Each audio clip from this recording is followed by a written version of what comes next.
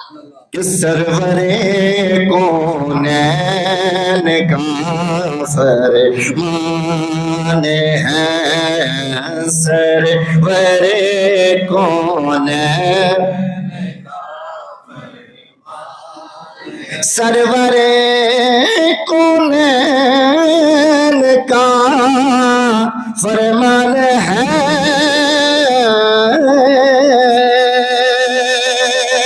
سرور کونین کا فرمان ہے، مجھ پہ یار غار کا احسان ہے، مجھ پہ یار ہے،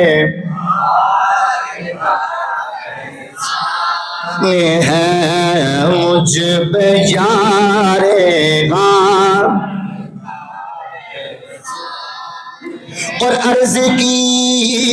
صدیق نے پیش حضور،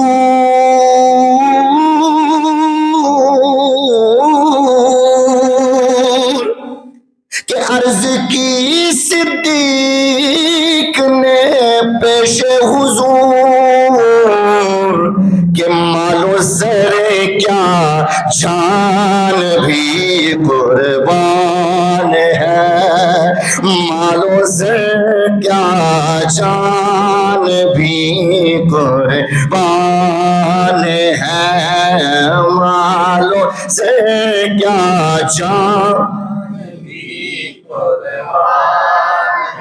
سرور کہ ابھی تک آقا کریم علیہ السلام نے اعلان نبوت نہیں فرمایا تھا، کہ اسی اثناء میں حضرت ابوبکر صدیق رضی اللہ تعالیٰ عنہ چونکہ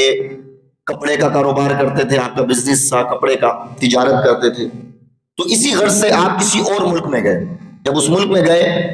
تو آپ نے وہاں پر ایک بہت بڑا چرچ دیکھا، عیسائیوں کا بہت بڑا چرچ تھا، وہاں پادری موجود تھا۔ تو ابوبکر صدیق رضی اللہ تعالیٰ عنہ نے جب اس کو دیکھا تو آپ کو یاد آیا کہ جب میں مکہ میں تھا نا تو میں نے خواب دیکھا تھا۔ فرماتے میں نے خواب میں ہی دیکھا کہ چاند کے 2 ٹکڑے ہوئے اور وہ ٹکڑے میری گود میں آ گئے۔ فرماتے اس کے بعد میری آنکھ کھل گئی، تو میں نے مکہ کے جو وہاں کے لوگ تھے ان سے پوچھا اس بارے میں کہ مجھے بتائیں کہ یہ کیسا خواب ہے۔ تو انہوں نے کہا کہ اس خواب کی کوئی حقیقت نہیں ہے، ویسے ہی خواب ہے، آگے آئے تو اس کو چھوڑ دیں۔ لیکن فرماتے میرے ذہن میں وہ خواب موجود تھا کہ اس کی تعبیر کوئی نہ کوئی تو ہونی چاہیے۔ جب وہ تجارت کی غرض سے اس شہر میں گئے تو آپ نے وہاں پر دیکھا کہ ایک چرچ میں بہت بڑا پادری موجود ہے، تو آپ اس کے پاس گئے اور جا کر اس کو دیکھا اور اپنے خواب کی تعبیر اس سے پوچھی۔ میں نے اس کو یہ خواب بتایا کہ میں خواب میں دیکھا کہ چاند آسمان سے ٹکڑے ہوا ہے، آسمان سے ٹوٹا اور میری گود میں آ گیا۔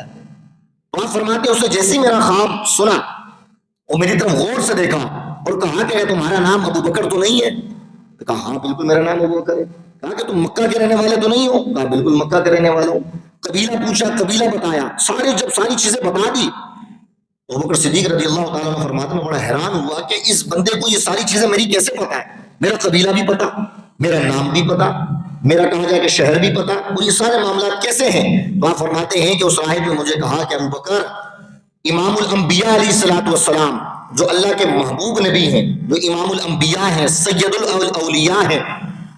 تورات اور انجیل کے اندر اس نبی کی بہت سی نشانیاں بیان ہوئی ہیں۔ اللہ نے فرمایا کہ وہ نبی تمام نبیوں کا امام ہوگا، وہ نبی تمام نبیوں کا سردار ہوگا اور وہ مکہ کے اندر آئے گا۔ تو کہا کہ ان قریب وہ علامات ظاہر ہو رہی ہیں کہ اللہ تعالیٰ اس نبی کو نبوت کا اعلان فرمانے کے لیے دنیا میں بھیج دے گا۔ فرمایا ان قریب وہ ساری چیزیں آ رہی ہیں، اور فرمایا تم سے یہ جو ساری چیزیں میں نے پوچھی ہیں کہ تمہارا نام کیا ہے، تمہارا قبیلہ کیا ہے، جو نشانیاں پوچھی ہیں، فرمایا خدا کی عزت کی قسم یہ ساری نشانیاں میں نے تورات اور انجیل میں پڑھی تھی، یہ ساری کی ساری نشانیاں تورات اور انجیل میں پڑھی تھی۔ اور ان قریب وہ نبی جو نبیوں کا امام ہے، جس کی وجہ سے اللہ نے پوری کائنات کو پیدا فرمایا، جس کی وجہ سے اللہ تعالیٰ نے تمام نوع انسانی کو پیدا فرمایا، جنات کو پیدا فرمایا، انسانوں کو پیدا فرمایا، حیوانات کو پیدا فرمایا، حتیٰ کہ پوری کائنات کو جس نبی کی وجہ سے پیدا فرمایا ہے، ان قریب وہ نبی مبعوث ہونے والا ہے اور وہ اعلان نبوت فرمانے والا ہے۔ فرمایا ابو بکر تمہیں مبارک ہو، میں تمہیں بشارت دیتا ہوں، میں تمہیں خوشخبری دیتا ہوں کہ تمہارے اندر جو علامات پائی جا رہی ہیں، یہ علامات جو تمہارے اندر پائی جا رہی ہیں، میں تمہیں خوشخبری دیتا ہوں تورات اور انجیل کے اندر تمہارے بارے میں رب نے فرمایا تھا کہ جب بھی وہ امام الانبیاء آئے گا یہ ابو بکر دنیا کے اندر اس کا وزیر بنے گا اور جب وہ دنیا سے چلا جائے گا تو اس کا جانشین بن کر دنیا میں حاکم بنے گا. تو فرمایا تمہیں مبارک ہو، یہ جو کمالات یہ علامات تمہارے اندر پائی جا رہے ہیں، قریب وہ نبی آنے والا ہے، وہ مکہ کے اندر اعلان نبوت کا اظہار فرمائے گا. فرمایا تمہیں خوشخبری ہو کہ سب سے پہلے ایمان لانے والوں میں تمہارا نام ہو جائے گا اور تم اس نبی کا وزیر بنو گے ان کے ہوتے ہوئے، اور جب وہ دنیا سے چلے جائیں گے تو ان کے منبر کے وارث بن کر امامت فرما رہے ہو. حضرت ابوبکر صدیق رضی اللہ تعالیٰ عنہ فرماتے ہیں، آپ فرماتے ہیں میں وہاں سے واپس مکہ میں گیا، جیسے مکہ میں گیا تو کیا دیکھتا ہوں، عتبہ، شیبہ، ابو جہل، ابو لہب، بڑے بڑے سردار وہ میرا ہی انتظار کر رہے تھے تو مجھے دیکھ کر کہتے ہیں ہمارے پاس ہم نے بات کرنی ہے. کیا بات کرنی؟ اور میں تمہارا جو دوست تھا نا، کیونکہ رسول اللہ علیہ السلام کا ابوبکر صدیق کے ساتھ تعلق بہت پرانا تھا، تو کہا تمہارے دوست نے تو اعلان نبوت کر لیا، نبوت کا دعویٰ کر لیا کہ میں نبی ہوں. اچھا واقعی یہ بات کر لی، تو آپ کے دل میں وہ اس بات کی تصدیق ہو گئی کہ واقعی جو راہب نے کہا تھا واقعی سچا ہو رہا ہے. آپ امام الانبیاء علیہ السلام کی بارگاہ میں گئے اور عرض کی کہ یا رسول اللہ صلی اللہ علیہ وسلم آپ نے اعلان نبوت فرما لیا ہے. تو یقینی طور پر ہر نبی سے اس کی نبوت پر معجزہ مانا جاتا ہے، تو حضور آپ معجزہ دکھا دیں. آقا کریم تاریخ میں آتا ہے کہ جب ابوبکر صدیق رضی اللہ تعالیٰ عنہ نے آقا کریم علیہ السلام سے عرض کیا حضور آپ نے نبوت کو اعلان کیا ہے، کوئی معجزہ دکھا دیں، کوئی معجزہ بتا دیں. آقا کریم علیہ السلام نے ارشاد فرمایا کیا اس راہب کے اس خواب کی تعبیر بتانے کے بعد بھی کوئی معجزے کی گنجائش رہ گئی ہے؟ فرمایا کوئی گنجائش رہ گئی ہے کیا اس راہب نے تمہیں جو بتایا تھا کہ امام الانبیاء مبعوث ہوں گے اور تم اس کے وزیر بنو گے دنیا میں، دنیا سے جانے کے بعد امام بنو گے، تو فرمایا کیا اس کے بتانے کے بعد بھی، وہ تعبیر کرنے کے بعد بھی تم معجزہ طلب کر رہے ہو؟ آپ نے عرض کیا کہ یا رسول اللہ صلی اللہ علیہ وسلم خدا کی عزت کی قسم اگر آپ معجزہ نہ بھی مجھے بتاتے، یہ بات آپ نہ بھی بتاتے نا، تو پھر بھی میرا دل بتا رہا تھا کہ آپ نبی ہیں. فرمایا کیوں؟ اس لیے کہا یا رسول اللہ میرا بچپن آپ کے ساتھ گزرا ہے، میری جوانی آپ کے ساتھ گزری ہے، میرا بڑھاپا آپ کے ساتھ گزرا ہے، میرا وجدان یہ کہتا تھا کہ اس نبی کے، اس محمد کا ظاہر و باطن اس زمانے جاہلیت کے اندر اگر اتنا پاکیزہ اور مطہر ہے تو میرا وجدان یہ کہتا تھا کہ اگر عیسیٰ علیہ السلام کے بعد اللہ کسی کو نبوت عطا فرمائے گا تو محمد ہی کو عطا فرمائے گا. اللہ اب اندازہ فرمائیں ابوبکر صدیق رضی اللہ تعالیٰ عنہ وہ ہستی ہے کہ جہاں پر امام الانبیاء علیہ السلام کی شان و عظمت، آپ کی علامات، آپ کی نشاندہی تورات اور انجیل میں بیان ہوئی، ابو بکر وہ ہستی ہے کہ ان کی علامات بھی رب نے تورات اور انجیل میں بیان فرمائی ہوئی تھی. اور راہب اور پادری اور پوپ ابو بکر کے چہرے کو دیکھ کر رشک کرتے تھے اور بتاتے تھے کہ یہ علامات تمہارے اندر پائی جا رہی ہیں، اللہ تمہیں بہت بڑا مقام عطا فرمانے والا. دیکھیں تو اسلام کا ایک پیریڈ وہ بھی تھا کہ جب اسلام کے لیے قربانی کی ضرورت تھی، یعنی کہ اسلام کے لیے مال کی ضرورت ہے، اسلام پر مشکل پیش آ گئی تو اسلام آپ سے مال مانگ رہا ہے، آپ سے جان مانگ رہا ہے، افرادی قوت مانگ رہا ہے. پھر ایک پیریڈ ایسا آیا اسلام پر کہ جب اسلام اتنا ترویج پا گیا، اتنا عروج پر چلا گیا، طاقت آ گئی، پاور آ گئی، پیسہ آ گیا، تو وہ گولڈن پیریڈ چل رہا تھا اسلام کا. لیکن آپ تاریخ کھنگال کر دیکھیں کہ جب اسلام کا گولڈن پیریڈ آیا، جب اسلام نے نعمتیں کہا جائے کہ مال غنیمت دینے کی باری آئی، جائیدادیں دینے کی باری آئی، ہمیں ایسے کسی واقعے کے اندر ابو بکر صدیق کا پہلا نمبر نظر نہیں آتا کہ صف اول میں وہ کھڑے ہوں، ان کو مال غنیمت مل رہا ہو، ان کو انعامات مل رہے ہوں. لیکن جہاں پر ہم اسلام کی تاریخ کو دیکھتے ہیں کہ جب اسلام پر کوئی مشکل آئی،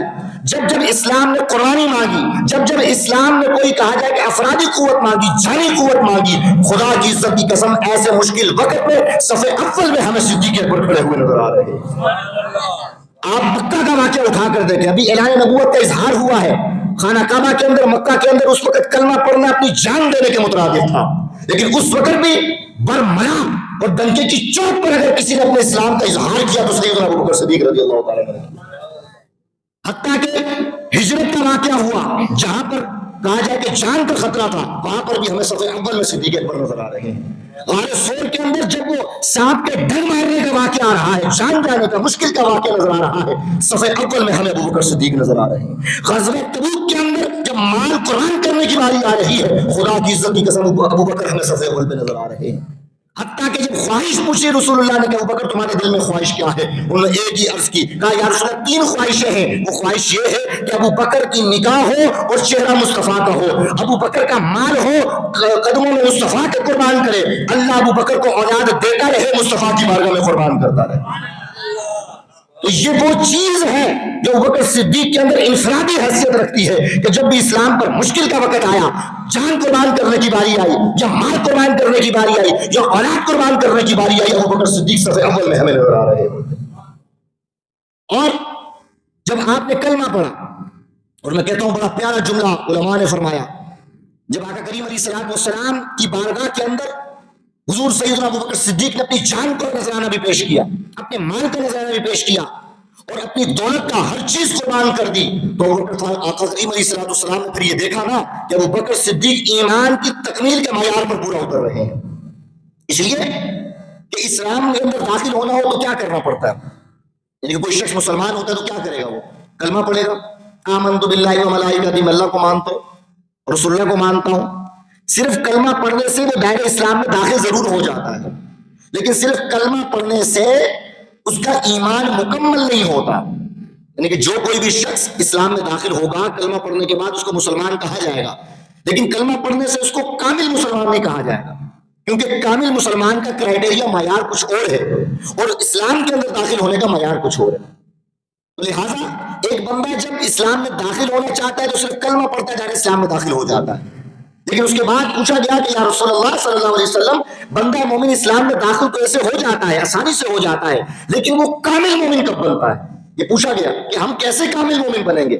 ہمیں کیسے پتہ چلے گا کہ ایمان کا مکمل کامل نور ہمارے وجود میں آ گیا ہے؟ فاروق اعظم رضی اللہ عنہ نے جب یہ بات پوچھی تو آقا کریم علیہ السلام نے ارشاد فرمایا ابو فاروق اعظم یاد رکھنا، لا یؤمن احدکم حتی اکون، فرمایا تم میں سے کوئی بھی شخص اس وقت تک پکا مومن نہیں بن سکتا، فرمایا کب تک پکا مومن نہیں بن سکتا؟ یا رسول اللہ جب تک نمازیں نہ پڑھے تب تک پکا مومن نہیں بن سکتا، یا جب تک جہاد نہ کرے تب تک پکا مومن نہیں ہو سکتا؟ آقا نے فرمایا ایسا نہیں ہے، لا یؤمن احدکم حتی اکون احب الیہ من والدہ وولدہ والناس اجمعین، فرمایا تم میں سے اس وقت تک پکا مومن کوئی بن ہی نہیں سکتا جب تک وہ اپنی اولاد، اپنے ماں باپ، حتیٰ کہ پوری کائنات میں سب سے زیادہ مجھے مصطفیٰ سے محبت نہ کرنے لگ جائے۔ فرمایا جب تمہارے دل کے اندر اپنی اولاد سے بڑھ کر مصطفیٰ کی محبت آ جائے، جب تمہارے دل کے اندر تمہارے ماں باپ سے بڑھ کر مصطفیٰ کی محبت آ جائے، اور کائنات سے بڑھ کر ہر چیز سے بڑھ کر تمہارے دل میں مصطفیٰ کی محبت آ جائے، رسول اللہ نے فرمایا یہ علامت، یہ محبت جب تمہارے دل میں آ جائے گی، سمجھ جانا اللہ نے تمہارے دل کے اندر ایمان کو کامل فرما دیا۔ تو کیا کرائٹیریا بنایا؟ سب سے پہلے فرمایا من والدہ، فرمایا جب تک وہ اپنی اولاد سے زیادہ محبت نہ کرنے لگ جائے، ایک طرف اولاد ہو ایک طرف مصطفیٰ ہو، وہ اولاد کو چھوڑ دے مصطفیٰ کو قبول کر، ایک طرف مال ہو مال کو چھوڑ دے مصطفیٰ کو قبول کر، ایک طرف اس کی جان جانے کا خدشہ ہو اور ایک طرف مصطفیٰ ہو، تو کہا وہ جان قربان کر دے مصطفیٰ کو قبول کر لے۔ فرمایا جب یہ کیفیت پیدا ہو جائے سمجھ جانا وہ کامل مومن بن گیا، اس وقت وہ کامل مومن بن جائے گا۔ خدا کی عزت کی قسم یہ 3 علامات اگر ابوبکر صدیق رضی اللہ تعالیٰ عنہ کی زندگی میں دیکھیں، وہ تینوں پر ہمیں پورے پورے اترتے ہوئے نظر آ رہے ہیں۔ ہم ہجرت کا واقعہ دیکھیں تو جب ہجرت کے لیے آقا کریم علیہ السلام نے ابوبکر صدیق کو ساتھ لیا اور کہا کہ اللہ نے آپ کو حکم دیا ہے کہ آپ میرے ساتھ ہجرت کر کے مدینہ کی طرف جائیں گے، تو تاریخ نگاروں نے جو ہجرت کا واقعہ لکھا بڑا پیارا لکھا، انہوں نے کہا کہ جب ابوبکر صدیق آقا کریم علیہ السلام کے ساتھ چل رہے تھے، زمین پر چل رہے تھے، تو ابوبکر صدیق رضی اللہ تعالیٰ عنہ چلتے چلتے کبھی دائیں طرف چلے جاتے تھے، پھر چلتے چلتے کبھی بائیں طرف چلے جاتے تھے، فرمایا پھر چلتے چلتے کبھی آگے چلے جاتے تھے، پھر فرمایا چلتے چلتے کبھی پیچھے چلے جاتے تھے۔ تو آقا کریم علیہ السلام نے جب یہ بات دیکھی تو فرمایا ابوبکر کیا وجہ ہے، میرے ساتھ کیوں نہیں چلتے ہو؟ میں دیکھتا ہوں چلتے چلتے دائیں طرف ہو جاتے ہو بائیں طرف ہو جاتے ہو، میرے ساتھ نہیں چلتے۔ تو عرض کی یا رسول اللہ صلی اللہ علیہ وسلم ہم جس حال میں ہجرت کر رہے ہیں، پیچھے پورا مکہ ہماری جان کا دشمن ہے، تو میرے دل میں جب یہ خدشہ پیدا ہوتا ہے، میرے دل کو یہ خطرہ لاحق ہوتا ہے کہ ہو سکتا ہے کہ دشمن دائیں طرف سے حملہ کرے، تو یا رسول اللہ میں دائیں طرف چلا جاتا ہوں۔ یا رسول اللہ جب میرے دل میں یہ خطرہ آتا ہے، خدشہ لاحق ہوتا ہے کہ دشمن بائیں طرف سے حملہ کرے گا، تو یا رسول اللہ دوڑ کر میں بائیں طرف چلا جاتا ہوں۔ یا رسول اللہ جب مجھے خدشہ لاحق ہوتا ہے کہ سامنے سے کوئی تیر نہ آ جائے، کوئی حملہ نہ ہو جائے، یا رسول اللہ میں دوڑ کے سامنے چلا جاتا ہوں۔ جب مجھے خدشہ اور خطرہ لاحق ہوتا ہے کہ دشمن پیچھے سے حملہ کرے گا تو یا رسول اللہ میں پیچھے چلا جاتا ہوں، اس لیے کہ میری یہ خواہش ہے کہ اگر کوئی حملہ ہو، اگر کوئی تیر آئے، کوئی مصیبت آئے، کوئی مشکل آئے تو ابو بکر کے سینے پر آئے، یا رسول اللہ آپ کو کوئی چیز گوارا نہ ہو، آپ پر کوئی تکلیف نہ آئے، اس لیے کہ ابو بکر اپنے آپ کی جان تو قربان کرنا گوارا کر سکتا ہے، لیکن یا رسول اللہ آپ کو تکلیف دینا کبھی گوارا نہیں کر سکتا۔ تو رسول اللہ نے کیا فرمایا؟ بندہ کامل مومن اس وقت بنتا ہے، اور میں کب بنتا ہے؟ اور میں جب اپنی جان سے زیادہ مصطفیٰ سے محبت کر لے۔ یہ واقعہ ہمیں بتاتا ہے کہ ابو بکر صدیق نے یہ عمل سے بتا دیا کہ یا رسول اللہ مجھے اپنی جان کا خوف نہیں ہے، اپنی جان تو میں آپ کے قدموں پہ قربان کرنے کے لیے تیار ہوں۔ تو تین علامات تھی، فرمایا جب تک جان سے زیادہ محبت نہ کر لے۔ یہ واقعہ بتاتا ہے ان کو جان سے زیادہ محبت تھی۔ پھر بات ہوئی بدر کا مارکا ہوا، اس کے بعد احد کا مارکا ہوا۔ تو بدر کے اندر حضرت ابوبکر صدیق رضی اللہ تعالیٰ عنہ کے جو بیٹے تھے عبد الرحمن، جو اس وقت مسلمان نہیں ہوئے تھے، تو لہٰذا جب بدر کے اندر کفار کا لشکر آیا تو ان کے بیٹے عبد الرحمن جو تھے وہ اس لشکر کے ساتھ آئے تھے مسلمانوں کا مقابلہ کرنے کے لیے، لیکن کس طریقے سے وہ بچ گئے اور سارا معاملہ ختم ہو گیا۔ اس کے بعد عبد الرحمن کو اللہ نے ایمان کی دولت عطا فرما دی، دولت عطا فرمائی، ابوبکر صدیق کے پاس آ گئے اور رہنے لگے ساتھ۔ تو آپ نے عرض کیا ایک مرتبہ کہ ابا جان آپ کو پتا ہے کہ بدر کی لڑائی میں آپ کے مقابل آیا تھا، کفار کی طرف سے آیا تھا اور آپ مسلمانوں کی طرف سے لڑ رہے تھے، اور میں ابا جان کئی بار ایسا ہوا کہ میری تلوار کی زد میں آپ آ رہے تھے کہ ایسا موقع میرے سامنے آیا کہ اگر میں تلوار سے وار کرتا تو آپ کی گردن کٹ سکتی تھی، میں آپ کو زخمی کر سکتا تھا، آپ کو جان سے مار سکتا تھا، لیکن ابا جان وہ کتنی محبت تھی، ایک باپ کی محبت تھی جس کی وجہ سے میں نے وہ تلوار نہیں چلائی اور میں تلوار کو ہٹا کے اگنور کر دیا، کسی اور طرف چلا گیا۔ ابوبکر صدیق رضی اللہ تعالیٰ نے فرمایا اے عبد الرحمن یہ تو تم تھے، فرمایا یہ تو تم تھے کہ تمہاری تلوار کی زد میں آ رہا تھا، تم نے چھوڑ دیا، لیکن فرمایا خدا کی عزت کی قسم اگر تم ایک مرتبہ بھی میری تلوار کی زد میں آتے نا تو میں ذرا لمحے کے لیے بھی تردد نہ کرتا بلکہ ایک ہی بار میں تمہاری گردن کو کاٹ دیتا۔ فرمایا اس لیے کہ جب تم کفار کے لشکر میں شامل ہو کر آ رہے تھے تو میں تمہیں بیٹے کی حیثیت سے نہیں دیکھ رہا تھا، میں تمہیں مصطفیٰ کے دشمنوں کی حیثیت سے دیکھ رہا تھا۔ تو اگر میرے مصطفیٰ کے مقابلے میں اگر تمہاری محبت آ جاتی تو میں اولاد کی محبت کو قربان کر دیتا، مصطفیٰ کی محبت پر تمہاری گردن کو کاٹ دیتا۔ تو معلوم یہ ہوا ان دو واقعات سے کہ شان صدیق اکبر ایسی ہے کہ ایمان کامل کا جو معیار رسول اللہ نے بتایا، جان قربان کرنے پر وہ راضی ہے، اپنی اولاد قربان کرنے پر بھی راضی ہے۔ پھر واقعہ آیا غزوہ تبوک کا واقعہ آیا، سب سے جو مشکل غزوہ تھا، علماء فرماتے ہیں مفسرین فرماتے ہیں وہ غزوہ تبوک تھا، کیونکہ سپر پاور کے ساتھ آپ کا مقابلہ تھا اور گرمی کی شدت تھی اور ابھی جو ان کا اناج تھا، جو پھل تھے وہ اترنے ہی والے تھے۔ جو گاؤں دیہات سے لوگ تعلق رکھتے ہیں وہ جانتے ہیں کہ سارا سال اگر وہ محنت کرے اور عین اسی مہینے میں انہی دنوں میں ان کا وہ پھل اترنے والا ہو تو کتنی مشکل کی گھڑی ہوتی ہے، یہ انسان کہیں جا نہیں سکتا، کہتا ہے کسی وقت بھی پھل خراب ہو جائے گا اگر زیادہ دیر ہو گئی تو اب ایسا لمحہ تھا کہ غزوہ تبوک ہونے لگی ہے، وہاں پر ان کا تمام تر مال ضائع ہونے کا خدشہ ہے اور گرمی کی شدت ہے۔ آقا کریم علیہ السلام نے اعلان فرمایا مسجد نبوی میں، فرمایا اے لوگو اے میرے صحابہ اے مسلمانوں اب تو اسلام کو تمہارے مال کی ضرورت ہے، فرمایا اسلام کو تمہاری شان کی ضرورت ہے، تو جاؤ جو تمہارے پاس کچھ ہے، جو تم اسلام کے لیے پیش کرتے ہو گھروں سے نکال کر میری بارگاہ میں لے آؤ۔ آپ فرماتے ہیں یہ سننا تھا، تمام صحابہ اپنے اپنے گھروں میں گئے، کسی نے کچھ مال لا کر دیا، کسی نے کچھ مال لا کر دیا۔ فاروق اعظم فرماتے میں گیا گھر میں تو آدھا مال جو گھر کا تھا وہ آدھا مال میں آقا کریم علیہ السلام کی خدمت میں لا کر رکھ دیا اور کہا کہ یا رسول اللہ نے پوچھا کہ اے عمر بتاؤ اسلام کے لیے کیا لے کر آئے ہو؟ وہ حضور عرض کی کہ یا رسول اللہ گھر بھی ہے، بیویاں بھی ہیں، بچے بھی ہیں، ان کے اخراجات بھی ہیں، تو میں آدھا مال گھر کے لیے چھوڑ کے آ گیا ہوں لیکن آدھا مال اٹھا کر آپ کی خدمت میں لے آیا ہوں۔ آقا کریم علیہ السلام نے قبول فرما لیا۔ اسی اثناء میں ابوبکر صدیق رضی اللہ تعالیٰ عنہ داخل ہوئے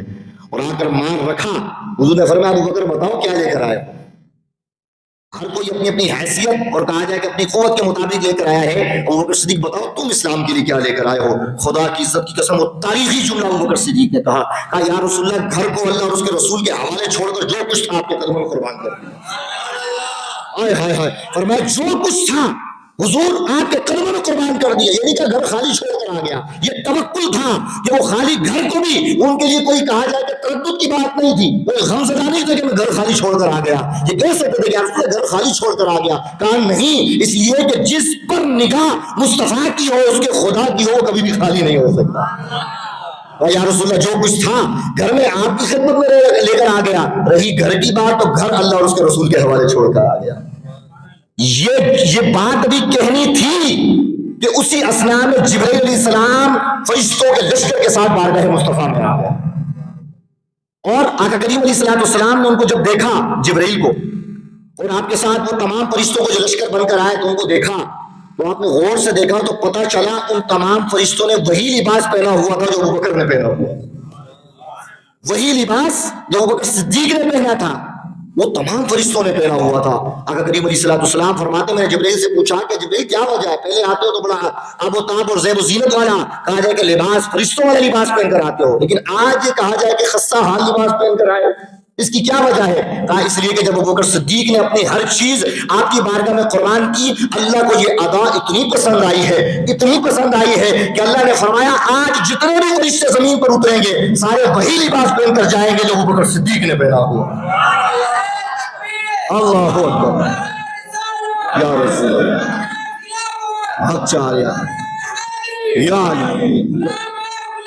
رسول کے غلام، آپ اندازہ فرمائیں یہ ایک جملہ تھا۔ آپ فرماتے ہیں کہ آقا کریم علیہ السلام نے ابوبکر صدیق سے کہا کہ اے ابوبکر اللہ تم سے اتنا راضی ہوا ہے کہ تم نے جو ہر چیز پیش کرنے کے بعد کوئی ملال نہیں رکھا۔ ہم تو قربان کرتے پھر سوچ بھی رہے ہوتے ہیں یار ہم سے نقصان ہو گیا، کہیں نہ کہیں دل میں خلل ہوتی ہے کہ یار ہم نے قربان کر دیا گزارا کیسے ہوگا، لیکن یہ کیسا ہی ایمان ہے کہ ہر چیز قربان کرنے کے بعد کہہ رہے ہیں گھر اللہ اور اس کے رسول کے حوالے ہے۔ اللہ کو یہ ادا اتنی پسند آئی، آقا کریم علیہ السلام نے ارشاد فرمایا جبرائیل پورے لشکر کے ساتھ آئے ہیں اور اس لباس کے ساتھ آئے ہیں، اور مجھے یہ بتا رہے ہیں کہ اللہ نے مجھے جبرائیل کو یہ پیغام دے کر بھیجا ہے کہ ابو بکر کو جا کر کہو کہ ابو بکر کا رب ان کو سلام پیش کر رہا ہے۔ فرمایا ابو بکر کا رب ان کو سلام پیش کر رہا ہے، اور سلام پیش کرنے کے بعد اللہ پوچھ رہا ہے کہ ہر چیز تم نے اپنے رب کے لیے قربان کر دی ہے تو تم اس حال میں خوش ہو یا کوئی پریشانی تمہیں لاحق ہو گئی؟ اور رب تم سے حال پوچھ رہا ہے کہ حال تو ٹھیک ہے نا تمہاری طبیعت تو ٹھیک ہے، کہیں دل میں کوئی خلل تو نہیں ہے؟ قربان جائے میں یہ کہتا ہوں، اکثر میں کہا کرتا ہوں کہ اگلا جملہ یہ تھا کہ آقا کریم علیہ السلام کی حدیث مبارکہ ہے جب ابوبکر صدیق نے وہ جملہ سنا نا کہ اللہ نے مجھے سلام بھیجا، میں نے جس رب کے لیے ہر چیز قرآن کی اس رب نے مجھے سلام بھیجا۔ آقا کریم علیہ السلام کی حدیث مبارکہ موجود ہے کہ جب انہوں نے یہ جملہ سنا کہ اللہ نے مجھے سلام بھیجا، ابوبکر صدیق دنگ ہو گئے، وجد میں آ گئے اور کہا کہ یا رسول اللہ رب، وہ رب خالق کائنات مالک کائنات ہو کر جو پوری کائنات کو ایک لمحے میں تباہ برباد کر سکتا ہے اور اس کو کوئی کچھ نہیں بگاڑ سکتا، یا رسول اللہ وہ رب ابوبکر کو سلام بھیج رہا ہے۔ اتنا بڑا مقام، اتنا بڑا اعزاز اللہ مجھے عطا فرما رہا ہے اور رب مجھ سے میرا حال پوچھ رہا ہے۔ مفسرین اور محدثین فرماتے ہیں وجد کرتے ابوبکر صدیق کہتے تھے کہ یا رسول اللہ رب مجھے جس حال میں رکھے ابوبکر اسی حال میں راضی ہے، اور میں اس حال میں راضی ہوں۔ وجد کرتے ہوئے بتاتے تھے کہ یا رسول اللہ آپ کا، اور یہ ہوتا بھی ایسا ہے، ہماری زندگی ہے نا، یعنی کہ ابوبکر نے کتنی قربانیاں دی ہوں گی، یہ تو میں چند چیزیں آپ کی خدمت میں عرض کر رہا ہوں جو سمندر میں قطرے کے مترادف ہے،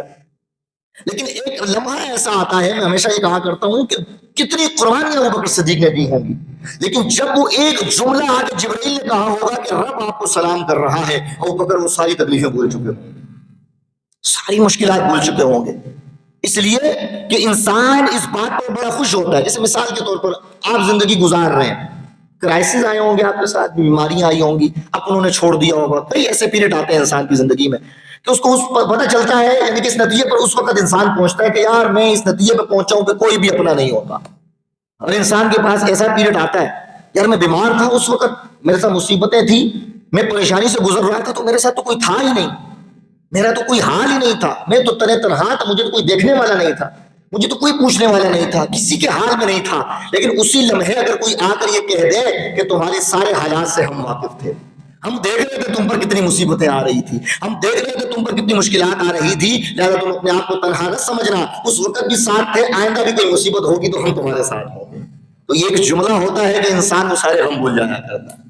جب موسیٰ علیہ السلام جب کوہ طور پر گئے نا، وادی طویٰ میں، اللہ رب العزت سے آپ نے بات کی، اللہ نے فرمایا ہم نے آپ کو چن لیا، تو اللہ تعالیٰ نے ان کو بتایا کہ اے موسیٰ یاد کرو ہم نے تمہیں کسی حال میں تنہا نہیں چھوڑا تھا، جب تم پیدا ہوئے تھے اللہ نے گنوایا کہا کہ جب تم پیدا ہوئے فرعون تمہیں قتل کرنا چاہتا تھا، تمہاری والدہ کو ہم نے وحی کی تھی، ہم نے الہام کیا تھا، ان کے دل میں یہ بات ڈالی تھی کہ تمہیں اس نومولود بچے کو تابوت کے اندر ڈال کر دریا میں ڈال دو۔ تو اے موسیٰ جب دریا میں ڈالا تھا ہم نے اس وقت تمہیں تنہا نہیں چھوڑا تھا، ہم نے تمہیں دریا کو ہم نے حکم دیا تھا کہ اس کو صحیح سلامت کنارے پر لگا دو۔ کہا کہ پھر وہاں سے تمہیں فرعون کی لونڈیوں نے اٹھایا تھا، پھر تمہیں فرعون کے پاس بھیجا، اس وقت فرعون دیکھ کر تمہیں قتل کرنا چاہتا تھا، لیکن ہم نے اس کے دل میں تمہاری محبت ڈالی۔ اس کے بعد تم بڑے ہوئے، پھر تمہاری والدہ کے ساتھ ہم نے ملا دیا دودھ پلانے کی غرض سے۔ اس کے بعد تم بڑے ہوئے، تم سے ایک آدمی کا قتل ہو گیا، تمہارے دل میں خلل تھا، تم نے سوچا تمہیں کوئی نہیں دیکھنے والا، اے موسیٰ ہم نے اس وقت تمہارے دل سے غم کو دور کیا تھا۔ پھر تم شعیب علیہ السلام کے پاس گئے، 12 سال تم نے بکریاں چرائی اور اتنی مشقت کی زندگی گزاری، تو تم سمجھ رہے تھے کہ ہم تمہیں نہیں دیکھ رہے، ہم اس وقت بھی تمہیں دیکھ رہے تھے، ہم نے تمہارے دل سے یہ غم دور کیا۔ اس کے بعد آج 40 سال کی عمر کے بعد جب تم یہاں سے گزر رہے ہو اور تم نے طور پر وادی طویٰ کے اندر تم نے ایک روشنی دیکھی، اس روشنی کو دیکھتے ہوئے آج تم یہاں پر آ گئے ہو، تو تم کبھی نہ سمجھنا کہ ہم اب بھی تمہیں تنہا چھوڑیں گے، آگے بھی تنہا چھوڑیں گے۔ یاد رکھو تمہاری پیدائش سے لے کر اب تک جتنی بھی مشکلات آئی، جتنی بھی مصیبتیں آئی، ہم نے تمہارا ساتھ دیا تھا، ہم نے تمہیں تنہا نہیں چھوڑا تھا۔ یاد رکھنا جب فرعون کے دربار میں جاؤ گے وہ تمہیں مشکل میں مبتلا کرنا بھی چاہے گا، ہم تمہیں اس وقت بھی تنہا نہیں چھوڑیں گے۔ تو موسیٰ علیہ السلام وہ سارے زخم بھول گئے، وہ ساری کی ساری چیزیں بھول گئے کہ میں نے 10 سال بکریاں چرائی، وہ بھول گئے کہ میں دریا میں تھا، وہ بھول گئے کہ فرعون کے پاس وہ انگارے میرے منہ میں ڈالے تھے، میری زبان میں لکنت آ گئی تھی، ساری کی ساری مشکلات بھول گئے، اس لیے کہ ان کو اس لمحے پتہ چل گیا کہ میں جس بھی مصیبت میں تھا، جس بھی مشکل میں تھا، میرا رب مجھے دیکھ رہا تھا۔ تو جس بندے کو یہ پتہ چل جائے نا کہ میرا رب مجھے دیکھ رہا ہے، میرا محبوب مجھے دیکھ رہا ہے، تو مشکلات اس کو پھر آسان ہو جایا کرتی ہیں۔ غالباً امام قسطلانی رحمۃ اللہ تعالی علیہ نے حدیث مبارکہ یعنی کہ سیرت کی کتاب ہے، اس کے اندر ایک واقعہ ذکر کیا۔ آپ نے فرمایا ایک بہت بڑا مجنون تھا، اس کو لوگ پتھر مار رہے تھے، مجنون تھا، عاشق تھا، محبت کرتا تھا، تو اس کو لوگ کسی کیس میں آ کر مد میں آ کر اس کو سزائے موت کا حکم دیا گیا۔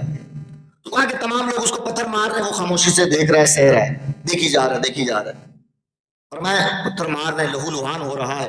فرمایا اچانک ایک شخص کے ہاتھ میں پتھر نہیں آیا، اس نے پھول اٹھا کر اس مجنون کو مار دیا۔ کہا کہ وہ پھول لگنا تھا کہ اس نے چیخ مارنا شروع کر دی، پھول لگنے کی وجہ سے اس مجنون کی منہ سے چیخ نکلی۔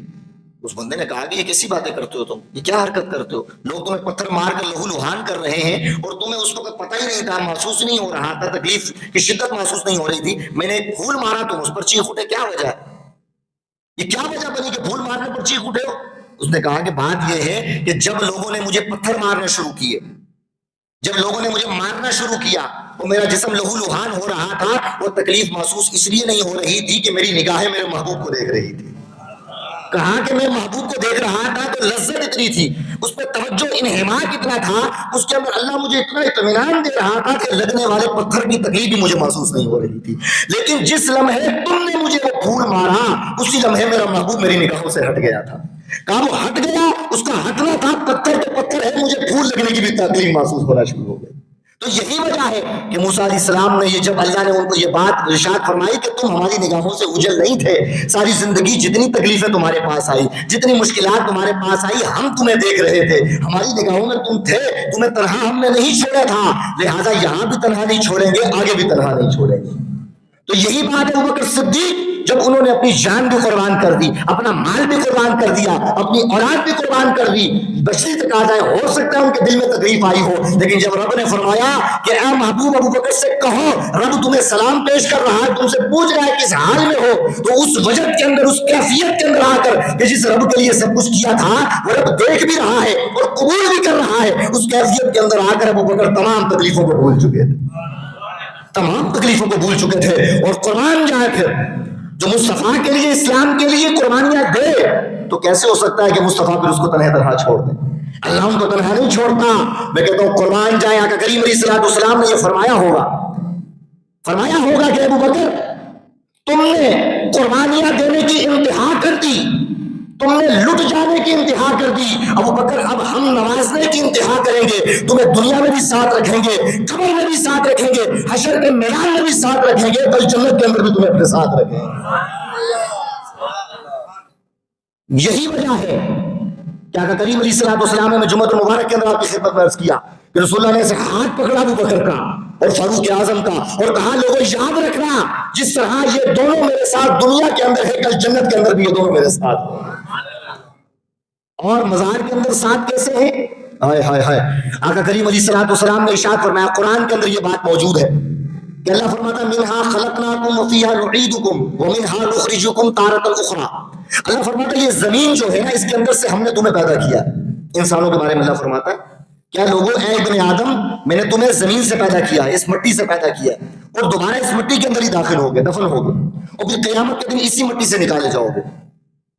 تو اعتراض کرنے والوں نے اعتراض کیا قرآن پر کہ یہ کیسے ہو سکتا ہے کہ ہم تو مٹی سے پیدا نہیں ہوئے،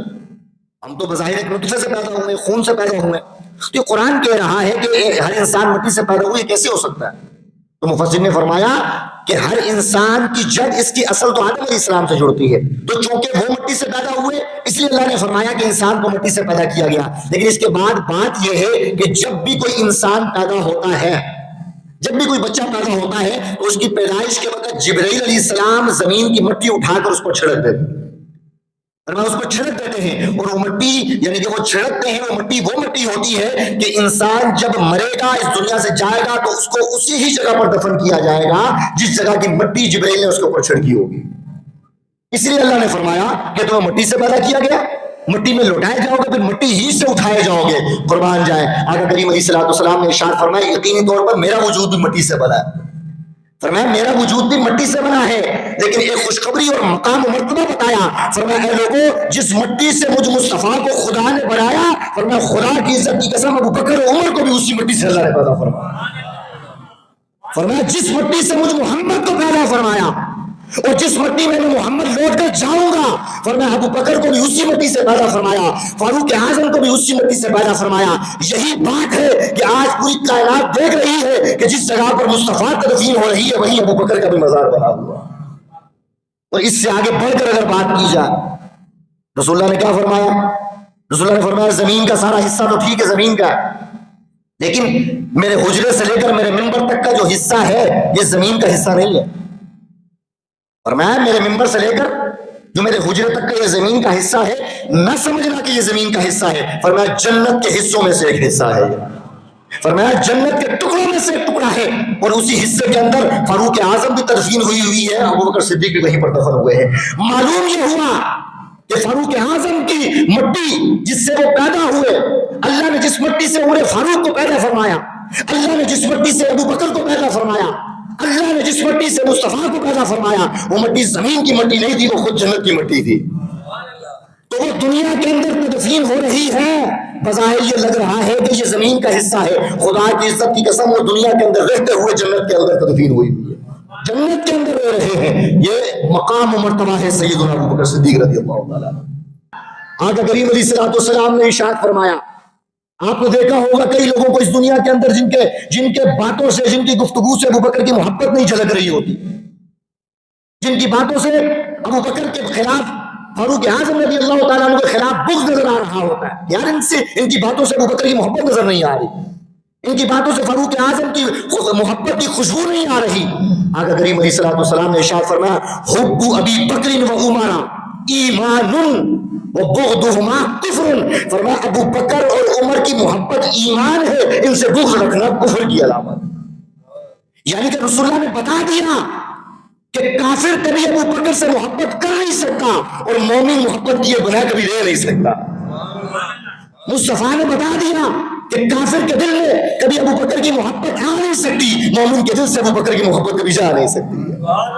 اللہ اکبر، یہ مقام ہے ابو بکر صدیق رضی اللہ تعالیٰ عنہ، یہ مقام ہے حضرت فاروق اعظم رضی اللہ تعالیٰ عنہ کا، کہ جب آقا کریم علیہ الصلوۃ والسلام اس دنیا سے جا رہے تھے تو آپ کی وفات کے بعد ہوا کیا؟ تمام صحابہ کے اندر اضطراب تھا، وہ گھڑی بڑی خطرناک تھی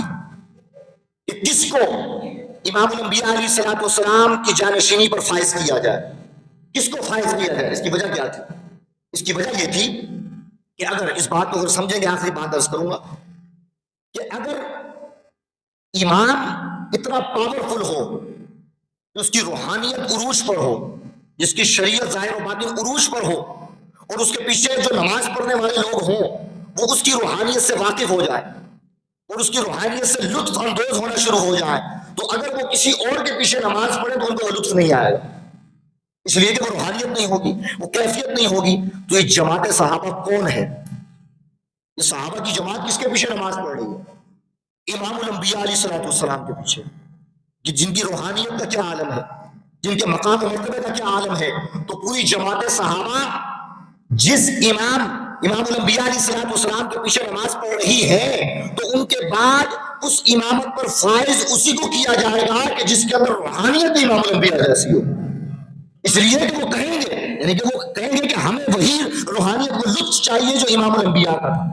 اگر اس منصب پر وہ فائز نہیں ہو سکتا کہ وہ لطف نہیں دے سکتا، تو فرمایا ہمیں وہ عقیدت ہی نہیں آ رہی، وہ محبت نہیں آ رہی. تو اقتداء جس کی جائے تو اس کی روحانیت اور اس کی کیپیسٹی کے لحاظ سے اقتداء کی طلب بھی وہی ہوتی ہے. تو جب آقا کریم علیہ الصلوۃ والسلام کے بعد یہ بات یعنی نظر عام پر آئی کہ کس کو امام الانبیاء علیہ الصلوۃ والسلام کے منصب پر فائز کیا جائے، تو تمام صحابہ نے دیکھا کہ حضور علیہ الصلوۃ والسلام کے زمانے میں رسول اللہ کا مقام، رسول اللہ کے سامنے مقام و مرتبہ کس کا زیادہ تھا. تو جب آقا کریم علیہ الصلوۃ والسلام علالت کی کیفیت میں تھے، آخری ایام تھے، حضرت عائشہ رضی اللہ تعالیٰ عنہ فرماتی ہیں کہ حضور علیہ الصلوۃ والسلام اپنے حجرے میں تھے، نماز کا وقت ہو گیا. جب نماز کا وقت ہوا تو اب امام تو رسول اللہ تھے، اب کون نماز پڑھائے؟ حضرت عائشہ رضی اللہ تعالیٰ عنہ فرماتی میں نے عرض کیا کہ یا رسول اللہ نماز کا وقت ہو گیا، لوگ امامت کا انتظار کر رہے ہیں، کون نماز پڑھائے گا؟ حضرت عائشہ فرماتی ہیں کہ کریم علیہ الصلوۃ والسلام نے ارشاد فرمایا اے عائشہ ابو بکر صدیق کو کہو کہ جماعت کی امامت فرمائے. فرمایا جماعت صحابہ کی امامت فرمائے ابو بکر صدیق رضی اللہ تعالیٰ عنہ. آپ نے عرض کیا کہ یا رسول اللہ ابو بکر صدیق کا دل بڑا نرم ہے، وہ آپ سے بڑی محبت کرتے ہیں، وہ آپ سے بڑی عقیدت رکھتے ہیں، ان کا دل بہت نرم ہے. جب وہ آپ کو مصلی رسول پر دیکھیں گے کہ آپ وہاں پر موجود نہیں ہیں تو نماز نہیں پڑھا سکیں گے، ان کی کیفیت تبدیل ہو جائے گی، ان کا دل یہ غم برداشت نہیں کر سکے گا. اس لیے کہ سورہ نصر جو ہے اذا جاء نصر اللہ والفتح، اس کی آیت کی تفسیر ہے کہ اذا جاء نصر اللہ والفتح، کہ اللہ تعالیٰ کی مدد آ گئی، وَرَأَيْتَ النَّاسَ يَدْخُلُونَ فِي دِينِ اللَّهِ أَفْوَاجًا، کہ اب آپ دیکھیں گے کہ بہت سے لوگ گروہ در گروہ بن کے اسلام کے اندر داخل ہونا شروع ہو جائیں گے. یعنی جب آپ کو اتنی کوشش نہیں کرنی پڑے کہ لوگ خود بخود اسلام میں داخل ہونا شروع ہو جائیں گے. فَسَبِّحْ بِحَمْدِ رَبِّكَ وَاسْتَغْفِرْ، اے محبوب، اے میرے مصطفیٰ، اب آپ اللہ کی تسبیح بیان کریں، اللہ سے توبہ استغفار کریں بس. جب یہ رسول اللہ علیہ الصلوۃ والسلام نے یہ آیت پڑھ کے سنائی، تمام صحابہ خوش ہو گئے، تمام صحابہ خوش تھے. کیوں؟ اللہ نے اسلام کے عروج کی بات کر دی، فرمایا کہ اسلام میں بہت سے لوگ داخل، تمام صحابہ خوشیاں منا رہے کہ اللہ نے وعدہ کر لیا کہ فوج در فوج لوگ جو ہے اسلام میں داخل ہوں گے. تمام صحابہ خوش تھے، لیکن وہیں پر ابوبکر صدیق کو دیکھا گیا تو بہت غمگین تھے، وہ رو رہے تھے، دھارے مار کر رو رہے تھے. صحابہ نے کہا کہ ابوبکر کیا وجہ ہے، یہ تو خوشی کا عالم ہے، اللہ نے وعدہ فرما لیا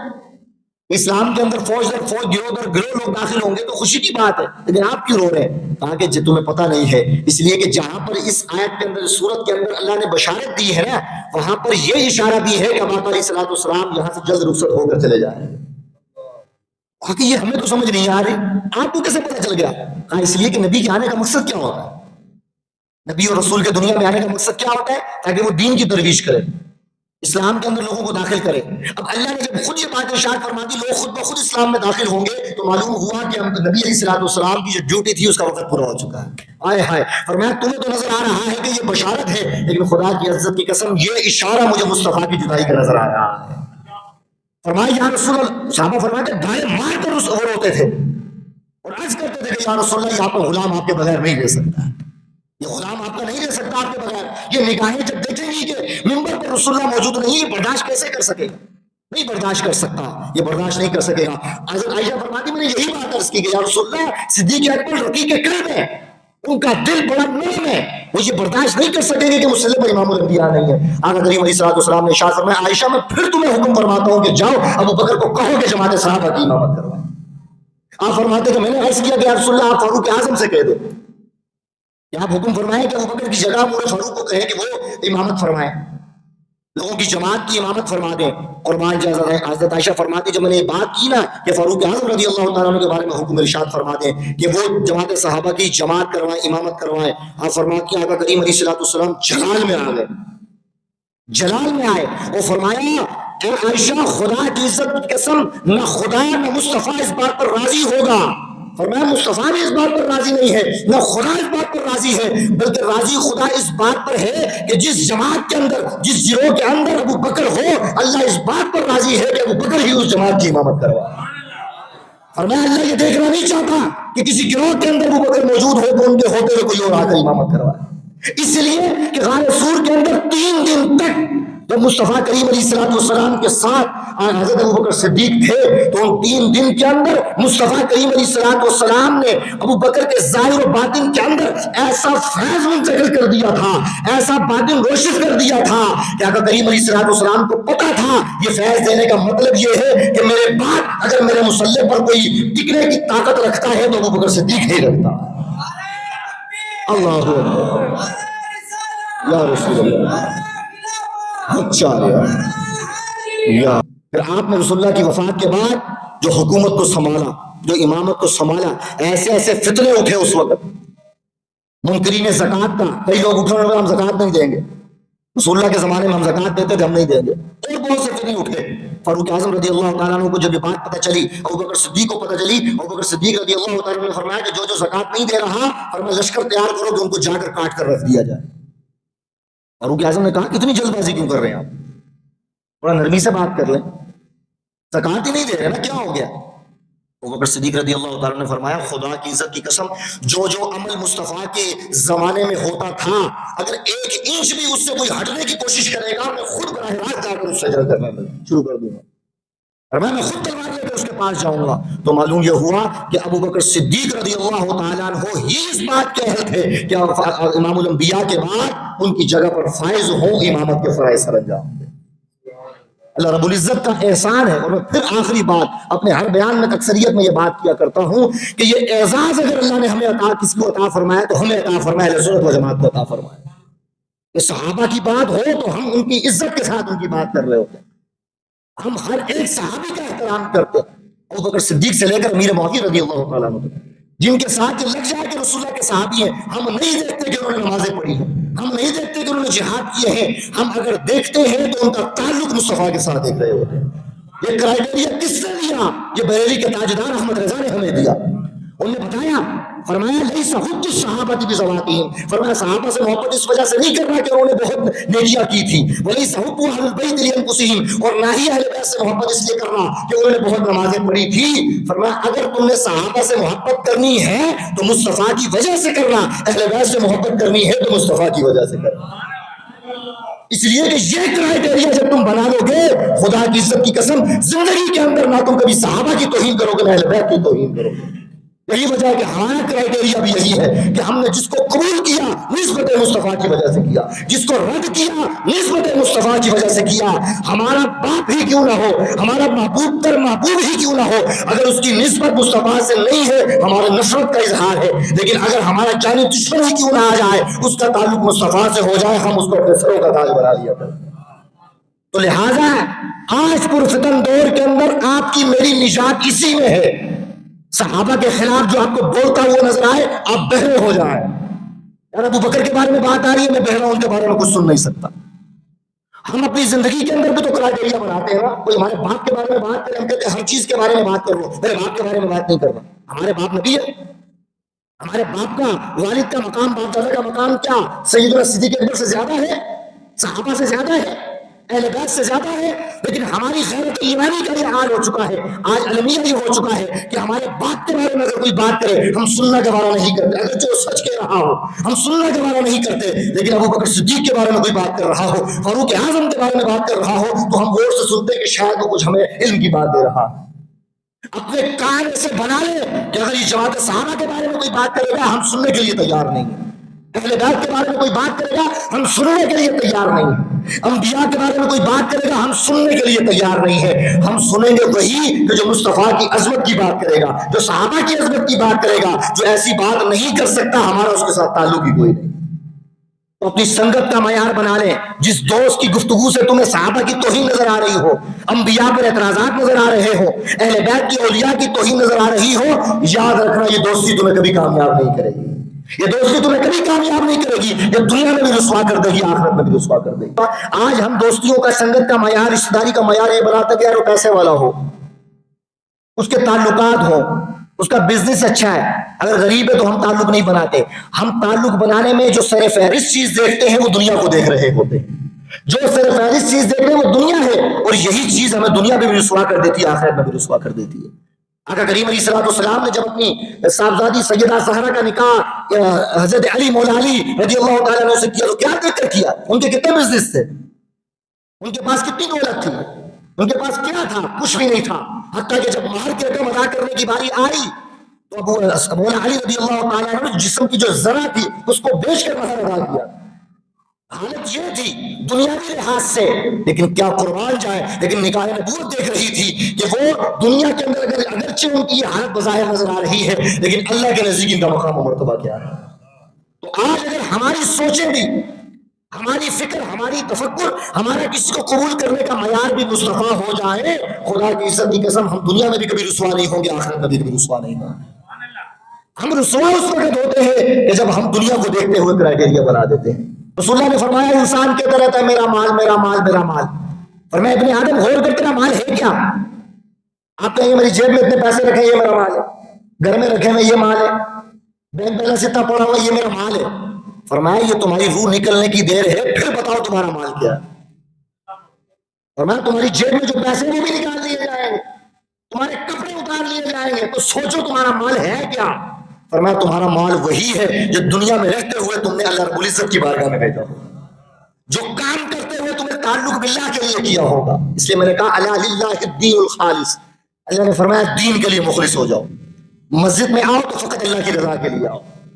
علماء کے پاس جاؤ فقط اللہ کی رضا کے لیے جاؤ، اس لیے کہ تم جس کے پاس جاؤ گے جو نیت لے کر جاؤ گے ویسا ہی ہوگا۔ اگر دنیا یہ گھٹیا دنیا طلب کرنے کے لیے جاؤ گے وہ بھی مل جائے گی، لیکن فرمایا جاؤ تو صرف قرب الہی لے کر جاؤ، اس لیے کہ یہ وہ ہستیاں ہیں، یہ وہ مقرب جگہ ہے کہ جہاں پر جاؤ گے تو اللہ تعالیٰ تمہیں اپنا قرب عطا فرما دے گا۔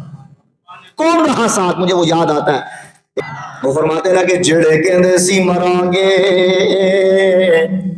نال تیرے،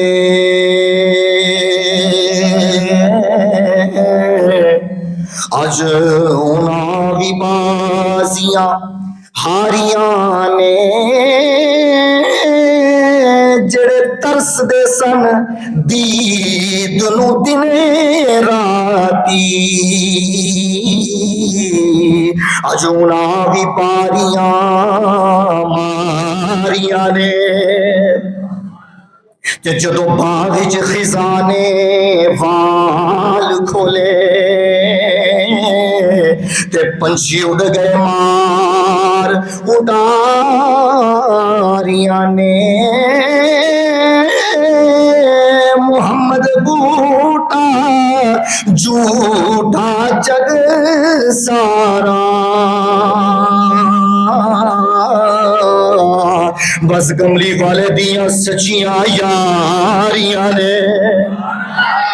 تو وہ تعلق میں نے عرض کی آپ کی خدمت میں، احمد رضا نے ہمیں یہ بتایا، بریلی کے تاجدار نے یہ بتایا کہ اگر تعلق بنانا ہے تو کرائٹیریا مصطفیٰ کی ذات کو بنانا، یہ وہ تعلق ہے جو تمہیں دنیا میں بھی کام آئے گا آخرت میں بھی کام آئے گا۔ رب ذوالجلال سے دعا ہے کہ آج کی ہماری اس نشست کو اپنی بارگاہ اقدس کے اندر شرف قبولیت عطا فرمائے۔ آمین وآخر دعوانا ان الحمدللہ رب العالمین۔